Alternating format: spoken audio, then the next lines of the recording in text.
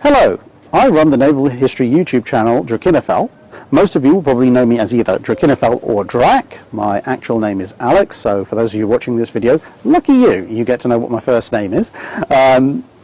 I publish naval history videos on YouTube, I write naval history books, and who knows what else I might do in the future. So, historiography is the study of history.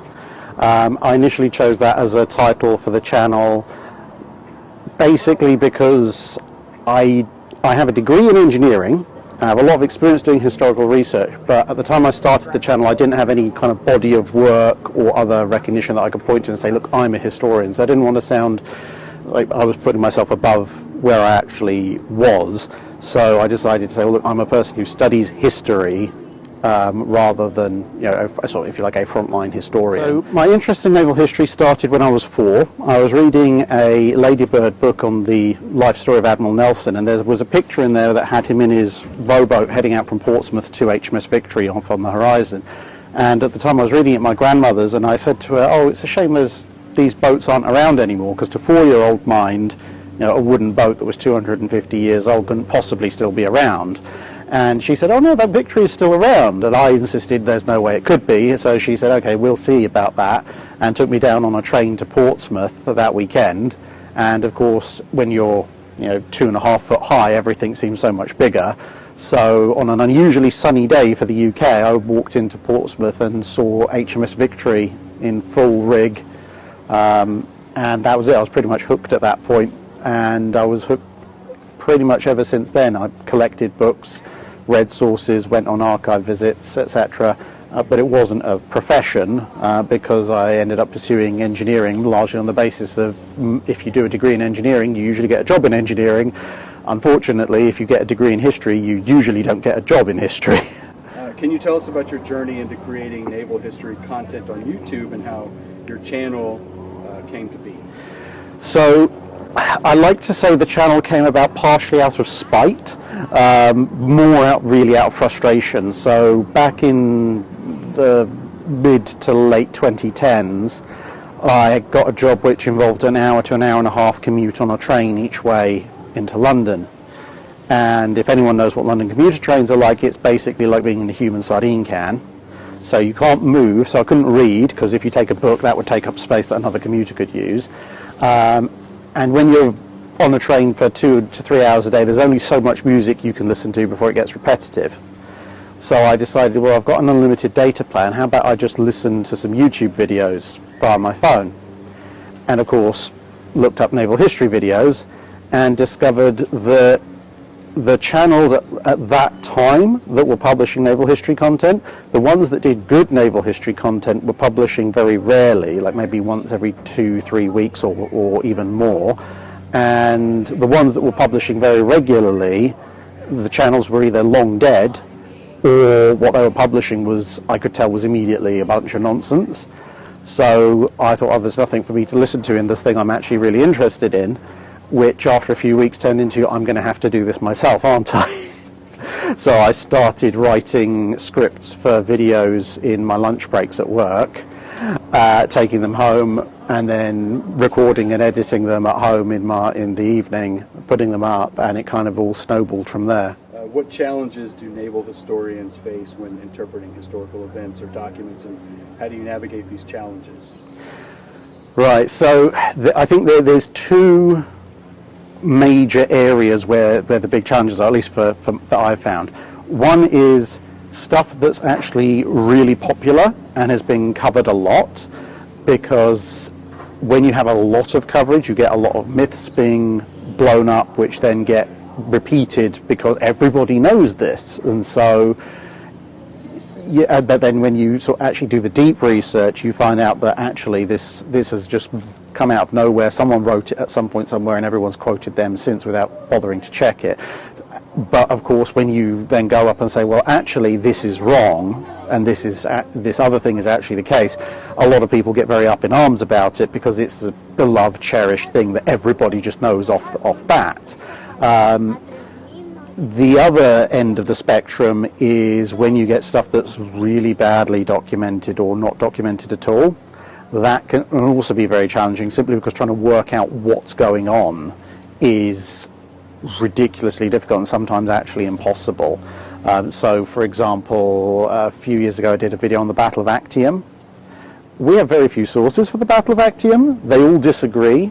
The only thing they vaguely agree on is the Mark Antony lost. But how he lost, how many ships he had, how many ships the other side had, what kind of ships they had, what the tactics were, what the end result was, like how many ships were lost, how many ships survived, where was the turning point of the battle. Basically every source we have on the Actium disagrees with every other source about it, so trying to maybe actually happened is quite difficult. And ancient historians who work on Greece, Rome, etc., will be fairly used to that. But it's surprising, actually, when you get much closer to now, how many of these areas are also not actually well documented compared to what you'd imagine. So, what advice would you give to aspiring naval historians or anybody interested in the field? First step would be, don't launch into the field thinking you're going to make a ton of money straight off the bat. This is a slow burn field. It's very enjoyable, at least if you're genuinely interested in it, but it's not a field that you can just jump into and go, hey guys, I know everything. It is very much a field where you might go in thinking you know a lot, but the minute you start doing the deep research, you realize actually you know almost nothing, because there's always something new to learn, even about those battles like Trafalgar or Jutland or Pearl Harbor that have been studied to the nth degree. There's still new stuff coming out even today as more and more information is uncovered. But on the other hand, don't be too disheartened, because I think there is a little bit of a revival of interest in history in the last few years, at least amongst some audiences. I think the other bit of advice I would give is make sure that you are genuinely interested in the element of naval history that you're going to be researching. So don't go for the popular flashy stuff just because it's popular and flashy. If you're really, really interested in, I don't know, sail plans of ships of the line, look into that, because there's so much detail about every aspect of naval history that if you're looking into an element of the field that you're actually not that interested in, you will drive yourself out through boredom very quickly. Which is why, for example, a lot of the stuff that I cover looks more at the technological side of things. So like with Stuart, like this is a 3-inch 50 caliber gun, this is a depth charge. I can now explain to you exactly why it's there and what it does and what a destroyer escort is and so forth, because that's the element of history that I'm really interested in. Other stuff flows from that. The sociological history of it, I'm personally less interested in. I like reading about the life stories of sailors, what they did, etc. But if someone asks me, well, how does the makeup of the crew of a World War II American destroyer reflect the social and economic tensions in the mainland United States of the 1940s? I genuinely don't know, and to be perfectly honest, I'm not particularly interested either. But someone else might be. And so for someone else, the exact technical spec of a 40mm Bofors might be the single most boring thing they've ever read. But, how a sailor from Idaho got along with a sailor from West Virginia might be really interesting to them. So if that's their interest, go for it. There's no invalid ways of studying history in that respect. It's just you've got to know what field you want to look at. So my interest in visiting the Galveston Naval Museum was initially sparked last year when I came over to have a look at USS Texas when she was in dry dock. And when I was driving over the causeway into Galveston, I saw some signs up on the display boards that said Galveston Naval Museum, and I thought to myself, well, hang on a minute, Texas is in the Gulf Copper Shipyard. That's not Galveston. What is the Galveston Naval Museum? So I looked it up. And this has been part of my ongoing sort of discovery of just how many naval museums and so forth there are in the States. And so I immediately bookmarked that. I didn't have the time back then, February last year, but I then thought, okay, the next time I find myself in Texas, I must come here, because then I looked up what ships were available, and I thought, hang on a minute, because, it's one of those things, especially for me, where I really like seeing and visiting the things that actually made history. So when I was looking up the ships that were present, I looked up and thought, hang on, USS Kavala, where have I heard that name before? And realized, of course, she's the sub that sunk Shikaku. It was obviously one of the carriers that was at Pearl Harbor, fought through the Guadalcanal campaign. And I thought, well, you know, it's one thing to read about it, it's another thing to actually physically be on the submarine that did that. And then when I looked at Stuart, I thought, oh, destroyer escort. There's only 2 of those, and you know, one of, well, obviously she's one of one class, Slater's another class, so she is one of a kind, but also of a perhaps less appreciated element of the war, because everyone wants to know about the battleships and the carriers, and not so many people want to know about the workhorses that actually made sure all the supplies could get across the oceans. Whereas for me, whilst the big ships are really cool and worth visiting, I actually really like looking at the stuff that people maybe don't look at quite so often, because there's usually a lot more to learn and explore about that, simply because not so many people have looked at it, so there's more detail to find and more interest to be generated.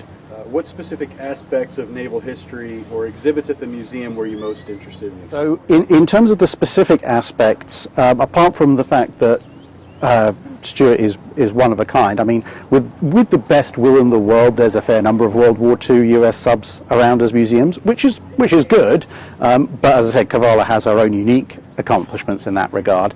But I was particularly interested in seeing how Stuart compared to other escort ships, because although we don't have a full-scale preserved escort ship in the UK, I have seen a River-class frigate in Australia. There's also the Australian Bathurst class. They've got a couple, and I've seen one of those in Australia as well, and which is quite heavily based on the British design. You've got the Flower class Sackville up in Canada. So I've kind of seen a lot of the surviving British-style escort vessels, but this was my first opportunity to have a look over in detail the American equivalent and see like what's similar, what's different, how have they designed a ship for a similar mission, or actually the same mission, but what have they done is better or worse for the conditions they'd be facing compared to the way that the Royal Navy did it. Stuart is, I think, much better kitted out for anti-aircraft work, because if you look at the British designed ships, at least as they're initially put into service, they might have a dual purpose heavy gun or two. But if you say look at Sackville, she's got a single 4-inch up front and a single 40mm pom-pom aft, which might be enough to see off a big multi-engined recon plane that's got a bit too close for comfort, but realistically you're not going to be able to defend a convoy with it. It's barely adequate for self-defense. Whereas on Stuart you've got 3 3-inch guns, and I mean, okay, back in World War II she would have had a torpedo launcher, not quite as many medium anti-aircraft guns, but she's even then would have still had a decent number of them, which puts her in a much better position for dealing with, well, incoming attacking aircraft and recon aircraft, and I think definitely with the 3-inch gives her the ability to cover other ships in the convoy, which is obviously quite important, because if you've got 20-30 merchant ships and half a dozen escorts around the edge, if you're in the Atlantic and I'm a Condor pilot, I'm going to go, okay, well maybe that's a bit too prickly to go after. I'll just go after this defenseless tanker. But if you're in a destroyer escort, you can defend that tanker just almost as well as you can defend yourself. She's also a bit quicker than some of the early escorts like the Flowers, which means she's much better suited for hunting down and destroying submarines. Which was, admittedly, I mean, the Flowers were cheap, cheerful and quick, which has benefits all of its own, but they did have problems of, if the submarine just decides I'm going to withdraw and come back in 24 hours, there's not a huge amount you can do when you're only capable of 16 knots, whereas, a few more knots and you could chase them down. Which obviously works to your benefit, because if you can chase them down, you either finish them off there and then, or make them withdraw even further, by which point the convoy's passed. You can catch up, the sub can't, you've done your job. How do you believe visiting museums like the Galveston Naval Museum contributes to your research and understanding of naval history? It's one thing to read about something happening, it's another thing to see it, or to touch it and experience it. There's an extra level of understanding, I think, that comes with that. So, for either Kavala or Stuart, if you read about, say, a sailor saying, well, we were stuck below for 48 hours and people were getting a bit agitated about being cramped, intellectually you can think, okay, yes, if I was stuck in a metal tube for 48 hours with someone trying to blow me up, this is not going to do great things for my mental health. But when you're actually in there and you're maybe standing in one of the bunk areas or in the mess area, and you're looking around and thinking, actually, this feels a little bit confined, even though I know I'm on the surface and I'm maybe one of two people in here. And then you start thinking, okay, well, what if there's a dozen people in here and you're 100 foot under the water and you know you're not getting out anytime soon? It brings a whole extra level of understanding to it. And also, to be perfectly honest, looking at both ships, you look at the sheer number of switches and dials and gauges that you need to operate the ship, or to operate one of the systems. And you look at it, and as an engineer, I have a little bit of a heads up in understanding that from obviously my professional background. But even then, I'm kind of looking at this and going, I would need a while to understand this, like, let's say, engine board, and comprehend it enough to be able to reasonably operate it. And back then, you have guys who, you know, they don't have university degrees in engineering. They're 18, 19 years old. They possibly have not seen something this large and technologically advanced in their lifetimes, and they're being pushed through training and then pushed into conditions where suddenly, if you forget how to operate this, you would die, and everyone around you dies. That's a huge amount of pressure, and it certainly brings to the fore, at least to my mind, just how much these guys had to learn and how much they had to get right and how quickly they had to get it all right. Because, I mean, you know, Stuart, the time between when she was built, commissioned and into service wasn't very long. So there wasn't a huge amount of time for people to familiarise themselves with these stations. And perhaps on a more prosaic level, I guess, just being able to go into the various spaces, I think, it brings an understanding of how that operates. Because again, if you read in a sort of fairly technical book that the ship is divided up in its machinery on a unit system to prevent the flooding of one compartment, meaning the loss of total power, that's fine. But then you actually go down through the hatches and you see this is what a machinery compartment unit looks like.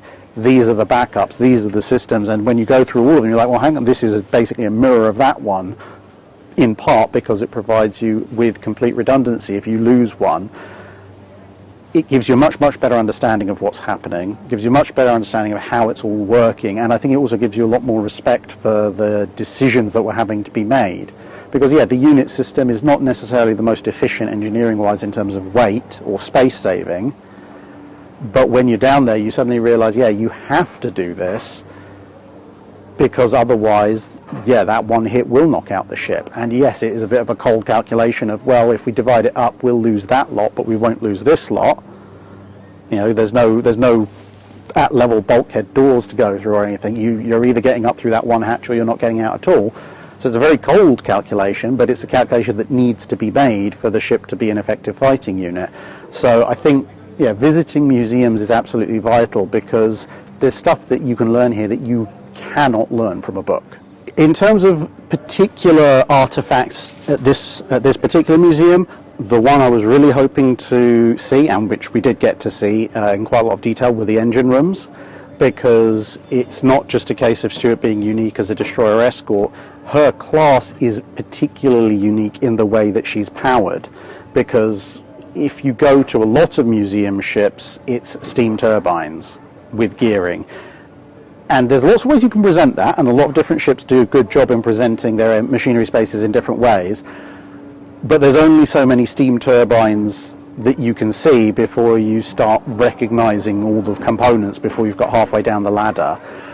Whereas, so with Kavala, a lot of submarines from different countries, they source their diesel engines from different places. Obviously the US uses a lot of railway-derived diesel engines. So other nations have strictly naval diesel engines. So there's a little bit of variety there. But then for Stuart to be both diesel-powered and geared diesel-powered is pretty much unique in terms of survival. Well, I think she is unique in terms of surviving museum ships, and the class as a whole is almost unique in the annals of modern naval history, at least as far as I cover up to sort of the 50s. So that was really top of my list to try and understand. And it actually was very surprising, because having been in the depths of things like HMCS Haida or HMS Cavalier, their engine and machinery spaces are completely different to Stuart. So I was really happy to see that, because it's brought a very different picture of what it would be like to operate one of these ships to me compared to a lot of others. Because otherwise, again, you can get trapped in this sort of generic, this is roughly what it would have been like all along. It's actually not.